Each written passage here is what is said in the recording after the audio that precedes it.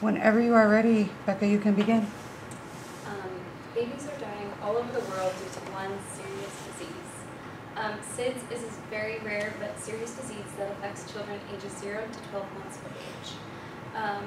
This topic is important because each and every one of you will most likely either have children of your own at some point in your life or just have children in your life that are important to you. And so it's important to understand the severity of this disease.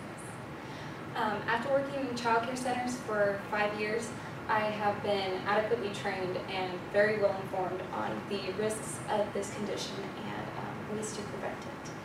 Today I'm going to be talking to you about what SIDS is, how to minimize its risks, and why these preventative measures are important. First, let's take a look at what SIDS is. So SIDS is a medical condition that impacts very young children. SIDS, or sudden infant death syndrome, is a syndrome that affects children in their sleep, ages 0 to 12 months of age. Although there has been lots of research done on this topic, there still has been no conclusion as to why this happens. According to a video titled SIDS and Safe Sleep Part 1, produced by the Film Media Group in 2009, accessed October 22nd, 2019, SIDS refers to an entity that we see in children under the age of 12 months who have a sudden death. It normally happens in children under the age of 12 months due to their underdevelopment of their senses, their inability to roll over on their own, as well as the inability to feel whether or not they can breathe. Now that we've learned what SIDS is, let's take a look at the ways that we can minimize risks. There are a few ways to minimize the risks of SIDS. One of the ways that I have learned is to always use a tight-fitted sheet, leave nothing in the crib with your child, and always place your infant on their back to sleep. Back to Sleep was originally sparked by the Back to Sleep campaign, which is now called the Safe to Sleep campaign. And according to the Safe to Sleep campaign from cdph.ca.gov, accessed October 22nd, 2019, in 1994, the Back to Sleep officially launched. Then it goes on to state that between 1992 and 2001, SIDS rates have declined by over 50%, just by that measure. This right here is a sleep sack. It is commonly used instead of swaddles because swaddles have been proven more dangerous. This one by Halo Innovations, it has a small reminder at the top of the sleep sack, and it says back is best. And this just uses a little reminder to remind parents and any caregivers that back is always best.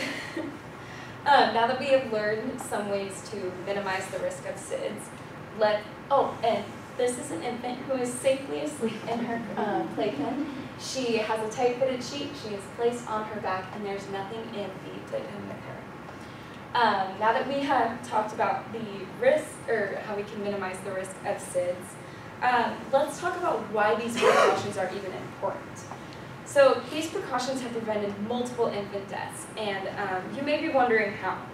So when an infant is placed in the crib with blankets, crib bumpers, loveys, for those of you who may not know, this is a lovey, they are at risk of suffocation and even strangulation from the strings on crib bumpers. Another good thing to always know is to always place your baby on her back to sleep. A general rule that we follow is always place her on her back to sleep, his or her back to sleep, and then if they're able to roll over on their own, then that is an indication that they are okay to be sleeping on their stomach if they roll over on their own, because then you know that their muscle development is adequate enough for them to roll back over if they notice that they cannot breathe by themselves. Supporting my previous statement, according to Swaddling Isn't Safe from Healthy Children on healthychildren.org, accessed November 2nd, 2019, you should place your baby on her back to sleep and monitor her to be sure that she doesn't roll over. Especially when babies have their arms tied up like that, it's a lot harder for them to use their extra muscles to roll back over. So it's really important to make sure that they do not roll over.